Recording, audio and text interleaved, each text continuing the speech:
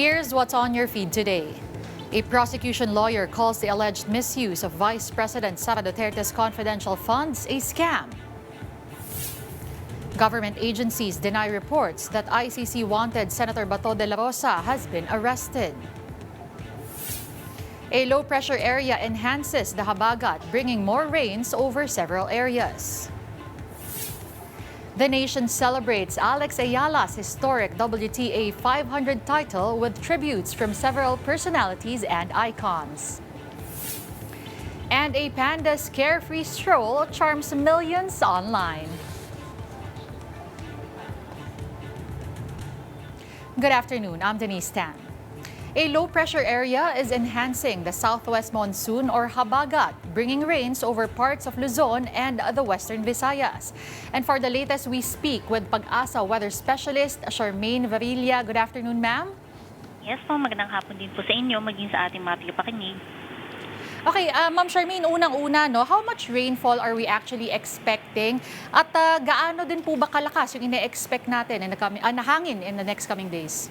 Yes po, in terms po ng mga pag-ulan, pinakamatataas po dito sa may parte ng western section ng northern Luzon, including western section ng central Luzon, tsaka dito rin po sa may western section ng southern Luzon.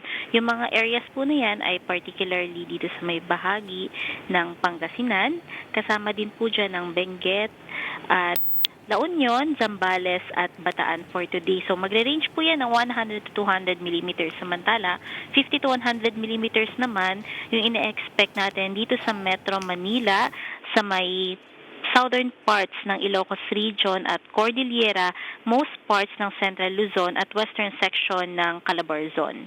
And ina-expect po natin na magpapatuloy po yan sa mga susunod pa na araw. So, marami pong mga pag-ulan na asahan natin, kaya naman napakataas po ng chance ng mga pagbaha at pagguho ng lupa.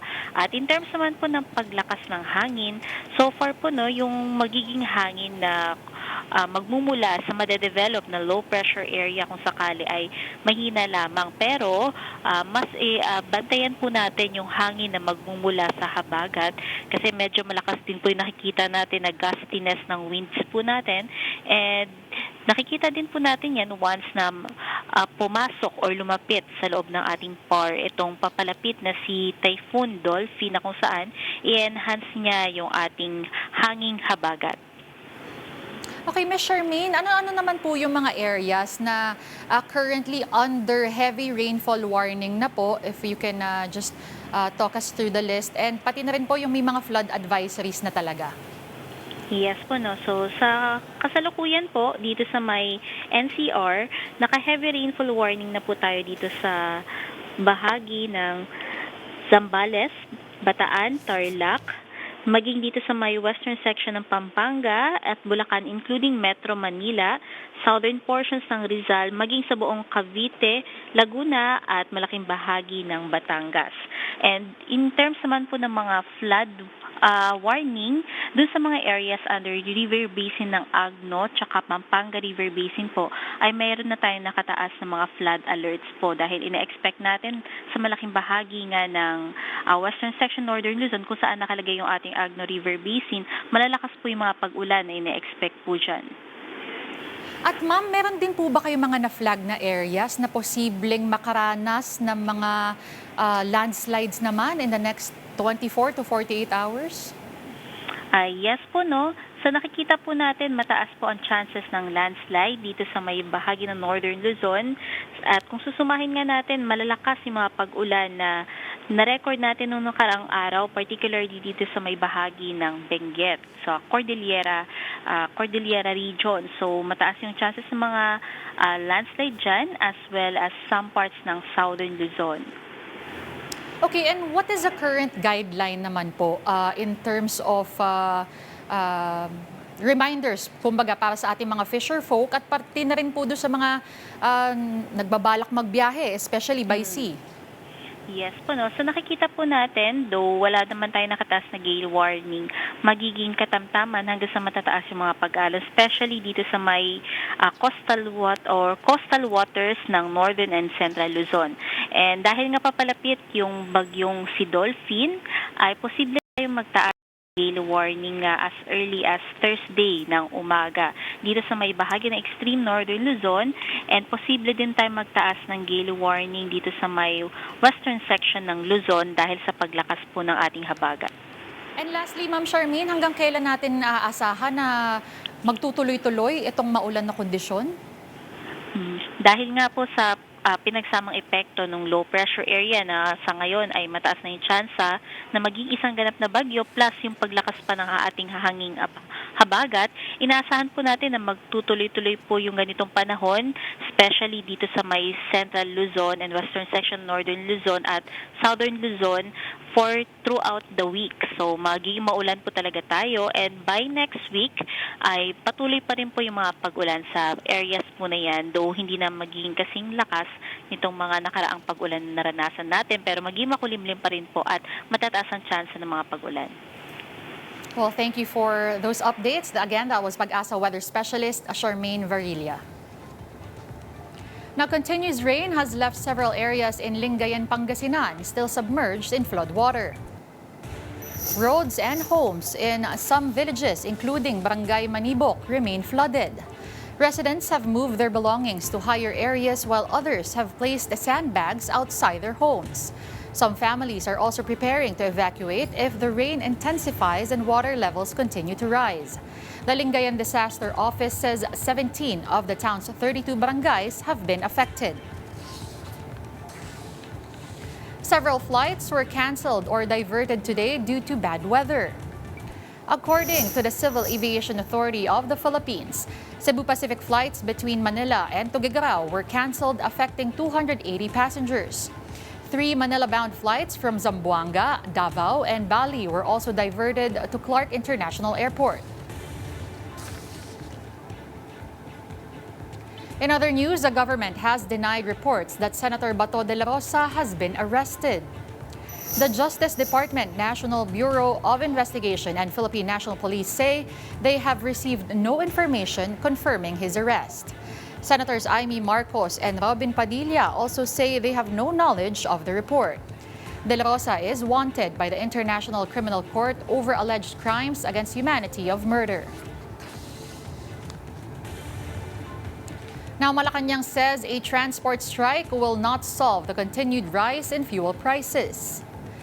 Palace Press Officer Claire Castro said the government prefers dialogue and negotiations to address the group's concerns. She added that a strike would only burden commuters and could hurt the economy. The palace, however, said it will not stop any group from holding a protest. Manibela plans to hold a transport strike and protest actions from August 10 to 12. Hindi ito ang sagot sa mga ganitong klaseng issue dahil mas mahihirapan lang din po ang ating mga commuters. Mas maganda na magkaroon ng matahimik, maayos na dialogo. More stories when One Newsfeed returns. Stay tuned.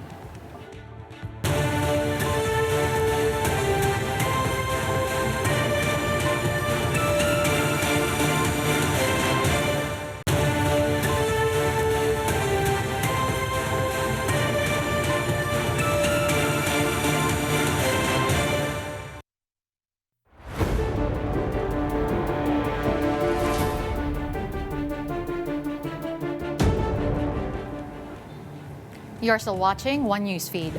The impeachment trial of Vice President Sara Duterte has adjourned after its 12th day of proceedings.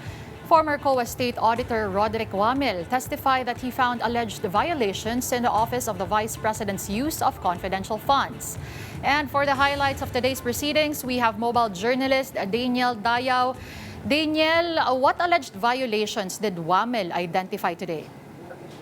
Yes, good evening, Denise. It's actually the 12th day of VP Sara's impeachment trial at continuation ng direct examination para sa ikatlong testigo ng Counsel for the Prosecution, si former COA ICFAO State Auditor Roderick Wamil. So kung kahapon ay sinabi or inilatag ang last quarter of 2022 confidential funds ng OVP, ngayon ay inilatag na ang first to third quarter 2023 ng OVP confidential funds as well as DepEd confidential funds. So kasama na dyan yung disbursement vouchers, accomplishment reports at liquidation reports. At tama ka dyan, Denise, meron ngang nakitang violation ang testigo na si Roderick Wamel. This is para sa documents na isinabmit or kulang-kulang na documents na isinabmit. So isa pa sa sinasabi ng testigo is ito nga daw mga documents na to ay ala naman sa list ng allowable expenses for confidential funds. So isa yon or dalawa yon sa mga violations na sinabi ng testigo. Pero apart from that, Denise, yung mga sinabi nga dito is yung medical and food aid na kapag pinag-combine ay merong total of 82 million pesos. Kasama na rin dyan ang travel expenses na may 20 million pesos as well as payment of reward for informants of surveillance and monitoring activities na may 35 million pesos. So sa OVP pa lang yan. Pagdating naman sa DepEd, Denise, ay hindi rin daw nakaspecify yung physical and financial plan. So sa dito or ilan dito sa mga nasabi ay merong 30 million intensified background investigation of learners involved in terrorist group. Kasama na rin dyan ang 27 million na ginastos para daw sa anti-illegal activities within school, pati na rin ang 9 million prevention of recruitment ng NPA. So Denise, isa pa nga sa mga sinabi ng testigo dito is yung MOOE or yung maintenance and other operating expenses pagdating sa DepEd confidential funds. So sinabi dito na hindi naman daw naka-enumerate sa listahan ng Joint Memorandum Circular or Joint Circular 2015-01 itong mga allowable list for a confidential fund. So isa nga din yon sa naging violations. So far, Denise, yun muna ang meron ako at yung overall pagsasabi nga ng confidential funds ng testigo ay it led for the counsel for the prosecutor, Attorney Lorna Copunan, to say that it is all a scam. Denise. Okay, punta tayo dito sa side ng depensa, Daniel. At any point, did they try to challenge Wamel's findings? Kasi alam ko parang may nabanggit na tinanong kung may special training ba siya and him auditing all these paperwork. Pakikwento nga sa amin yan.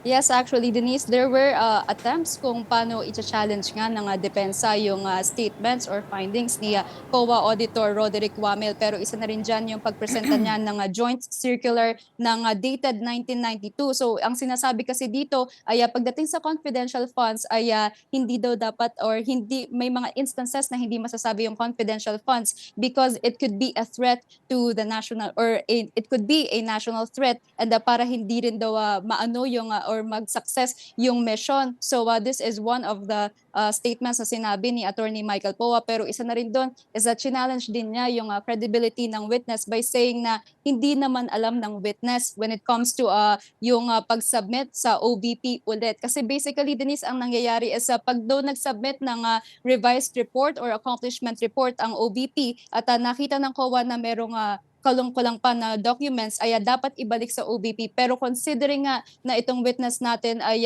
umalis na ng February 2024 ay hindi na daw masasagot itong mga allegations or tanong na ito ng depensa, Denise. And tomorrow, we know that when the trial resumes, itong si Roderick Wamel is still expected to be present. Pero Daniel, bukas ba pwede na rin nating asahan na maipresenta na yung ibang witness for the prosecution? Yes, Denise, actually natapos na nga yung redirect, recross, direct and cross-examination para sa ikatlong testigo ng counsel for the prosecution, which is si Roderick Wamel. Pero ang sabi nga doon kanina sa plenary hall ay magkakaroon ng interjections pa ang senator judges. So kanina nakausap natin si counsel for the prosecution, Attorney Lorna Copunan, and ang sabi niya sa atin is mahaba-haba. I-expect na mahaba-haba ito dahil we're talking about technicalities nga ng confidential funds. Pero so far, handa naman daw ang prosecution na i-present ang kanilang next witness na si Celine Del Campo ng COA official again. Denise. All right, thank you for those updates. Again, that was mobile journalist Daniel Dayaw. Now, the camp of former Senator Bong Revilla pushed back against Ombudsman Boying Remulla's remarks on the court's decision to grant Revilla bail. Remulla earlier said they had expected a ruling, added that it appeared the grant of bail was being worked on. The defense said such remarks could affect the public's trust in the judiciary and raise questions on the integrity of the court's decision. For their part, two Sandiganbayan judges who voted to grant bail said they were not affected by the remarks and stressed that their decision was based solely on the evidence presented. Revilla was temporarily released on July 31 after posting a 1 million peso bail in his malversation case involving an alleged 92.8 million peso ghost flood control project in Pandi, Bulacan. We predicted this to happen. Meron talaga mangyayari na mukhang tinatrabaho. Pero that's only a battle. We have to win the war as a country. I do not know where he was coming when he said that. Kung lahat na lamang ng natatalo, sasabihin ganun, sasabihin ganito, ay wag na tayong magkuhan, wag na tayong pumunta sa husgado. Paano pa magtitiwala ang mga tao ngayon? Senator Ping Lacson says his investigation into Taguig City projects has uncovered what he described as a cauldron of worms. In a post on X, Lacson cited alleged ghost slope protection projects and illegal reclamation activities in Laguna Lake. He said the alleged irregularities came to light after a meeting with officials of the Philippine Reclamation Authority. The senator added, quote, "There's no turning back." The allegations are part of Lacson's public feud with Senator Alan Peter Cayetano, who has rejected the claims against him. Lacson also previously claimed that Cayetano had sought a ceasefire, an assertion the Senate Minority Leader has denied. Malacanang has defended Defense Secretary Gibo Teodoro's call for a pro-China government officials to resign. Palace Press Officer Claire Castro said the challenge reflected love of the country. She stressed that protecting the Philippines' national interest should transcend political differences. The palace's remarks came after Davao City 1st District Representative Paulo Duterte accused Teodoro of demonizing China and administering a loyalty test to government officials. Castro called Duterte's position alarming for a lawmaker and questioned his loyalty to the Philippines. She also urged government officials who share Duterte's views to come forward so the public can see who she said truly loves the Philippines. The Armed Forces of the Philippines also reacted to Representative Paulo Duterte's remark that Defense Chief Gibo Teodoro is demonizing China. Talking to reporters, AFP spokesperson Colonel Francel Margaret Padilla said issues concerning the West Philippine Sea should be a unifying issue for all Filipinos regardless of political affiliation. She added every Filipino should be pro-sovereignty and pro-sovereign rights. The AFP also said it expects the support of policymakers for measures that advance the country's national interest in the disputed waters. Well, ito po hindi siya directed to particular individuals. Ito pong usapin ng West Philippine Sea. This involves the whole of the Filipino people. We should all be pro-Philippines. And we, of course, expect yung support nga po ng ating mga policy level makers para dito, na maisulong natin ito. Meanwhile, the Malacanang says the political infighting and leadership changes in the Senate hamper the passage of the Marcos administration's priority measures. The palace made the remark after Senator Amy Marcos called the Senate's performance a, quote, failure, noting that only 2 of the administration's 53 priority bills were passed. Palace Press Officer Claire Castro said repeated leadership changes and internal disputes disrupted the Senate's work. She also cited the 3-day boycott of sessions before the Sinadia adjournment, which delayed action on several key measures. Castro said public officials should put the interests of the people ahead of political or personal agendas. Sino po ba ang nag-umpisa ng pagbabago ng liderato? At nung nagkaroon po ng pagbabago ng liderato, nandun na po yung nagkaroon ng putukan sa Senado, nagkaroon na po ng gulo sa Senado, nagkaroon ng 3 araw na sunod-sunod na hindi pagpunta, pag-attend sa sesyon. One Newsfeed will be back after this short break.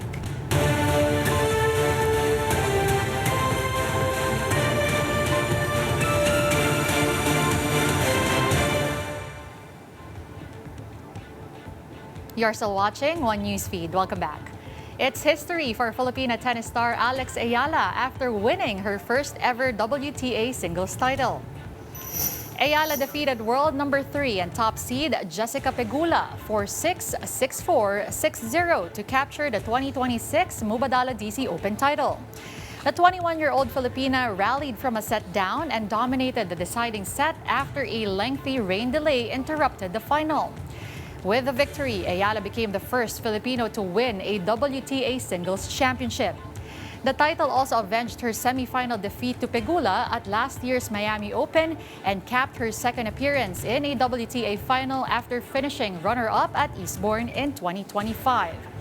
Following her historic triumph, Eala is projected to climb to a career-high world number 20 in the WTA rankings.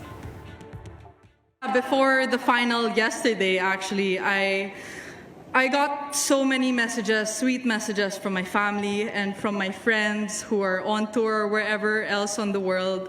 And, you know, I thought to myself, I feel so much love. So standing here in the middle of all this love, my first chance at the title, knowing it won't be my last, and already having achieved this feat and this milestone for my career, I knew that whatever would have happened after this match, it would have already been a win for me. So thank you, everybody, and I really look forward to seeing you guys again.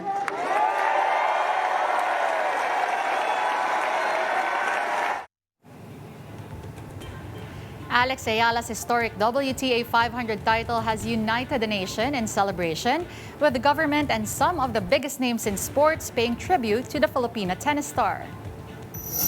President Bongbong Marcos congratulated Eala after her historic Mubadala DC Open title. In a social media post, Marcos said that Eala continues to redefine what is possible for Philippine tennis and inspire young Filipinos to dream without limits. The Senate also took a moment to honor Eala before the start of the impeachment trial, with presiding officer Senator Cheese Escudero leading the chamber in applauding her historic achievement. 22-time Grand Slam champion Rafael Nadal praised Eala for her incredible week in Washington, calling the title well-deserved and congratulating the Philippines and the Rafa Nadal Academy. Boxing icon Manny Pacquiao highlighted Eala's comeback, saying her fighting spirit reflects the heart of the Filipino. Olympic pole vaulter EJ Obiena celebrated the win with a simple message, called it "Let's Go." While Olympic gold medalist Heidelin Diaz Naranjo also sent her congratulations to the Filipina tennis star. And before we go, a giant panda has won over the internet with its calm and carefree stroll. A video of the panda walking with its paws tucked behind its back has gone viral, with social media users joking that it looked like a retired gentleman enjoying a morning walk. The clip quickly drew millions of views as people marveled at how closely the panda appeared to mimic its zookeeper's walking style. Digital analysis and community notes later confirmed that the video is AI-generated. Still, it managed to put a smile on the faces of millions of people online.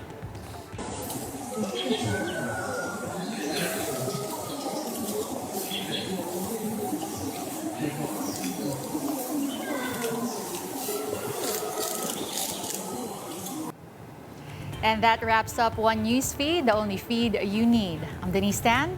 Good evening.